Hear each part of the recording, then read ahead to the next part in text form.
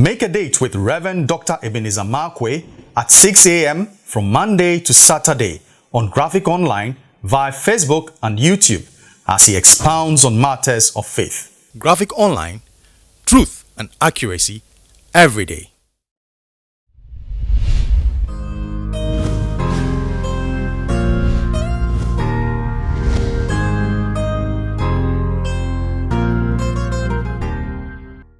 This is Reverend Dr. Ebenezer Markwei of Living Streams International with the church behind the trade fair called Life Cathedral, bringing you matters of faith with Graphic Online. Keep your eye always on Graphic Online because the kind of information that you get, credible information, which is very important and powerful. But today, I'm still on a particular portion of scripture called Luke chapter 5. And Luke chapter 5 is one of the most interesting things to me. In actual fact, I have a book called Fisherman's Roadmap on it, the roadmap of a fisherman. But here's another principle from it. In Luke chapter 5, you remember, now Peter had toiled all night, and the Bible said he was, Luke chapter 5 from verse 3 onwards, Jesus, after having finished preaching, from verse 1 onwards, after having, he passed through the lakeside called Gennesaret, and then he met a fisherman over there, and he borrowed their boat. But I like to capture exactly the condition and the state in which he met them. The Bible said when he met Peter, who had toiled all night, they were washing their nets. They were washing their nets. Now, it's a very powerful principle for me. Normally, when I come from a town with quite some fishing that goes on over there, a famous fishing town called the only area of Africa.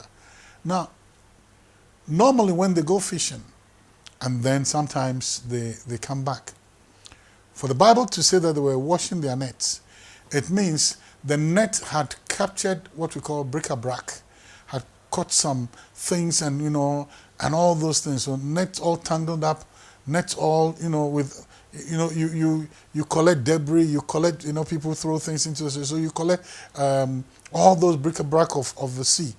And so sometimes you need to free the nets. And sometimes maybe the nets can even be torn or something like that. Because of some of those things, items in this thing can have sharp edges and all that. So sometimes they cut the nets. And the Bible said Peter, instead of going home, decided to sit and wash his net. Wash the net from the salt of the sea. Wash the net of the bric-a-brac that it may have collected. Wash the net, free the nets, mend the nets, patch up this thing. One of the things, Peter had toiled all night and caught nothing. That is a position of failure. But Peter was saying to himself, there is another day coming. And because there is another day coming, even though I have failed, I'm going to mend my nets. I'm going to wash my nets. I'm going to wash the nets of failure. I'm going to wash the failure of the net. I'm not going to allow the failure to hold me. There's another day coming. There is a new day coming. I'm going to live up. Even though I've seen failure, even though I've tasted failure, I'm getting ready for the next day. That was the posture of Peter. Meanwhile, you remember, Peter said, we have toiled all night. That means he and other people who had other boats, they had toiled all night and caught nothing. But Jesus didn't go to them. He went to the one who was living for tomorrow. He went for the one who had hope. He went for the one who was saying that, yes, I have failed, but I'm not going to allow the failure of yesterday to hold me captive. I'm not going to allow the failure of yesterday to be a preventive measure that holds me back to yesterday. There are many people who are slaves to yesterday. There are many people whose memories are so choked up with failure that they don't have the courage and the guts to step out for tomorrow. I refuse to sit in failure. He was ready to go out. He said, that's not it. So far as there's life, there's hope. So far as I'm not lying in the grave, I'm going to keep fighting. And that's one of the things that I love about Peter. He was washing the net. He was mending the net. That means he had a desire to live again. He had a desire to go out again. He said, you made me lose today, I'm going to come out fighting. There's a famous boxer like Muhammad Ali. Oh boy, The first time I saw him beaten, losing a fight, I cried because that was my idol. That was my star. That was my hero lying on the floor. But oh man, he sprang up and he took the belt again. Listen, the God we serve is a God of a second chance.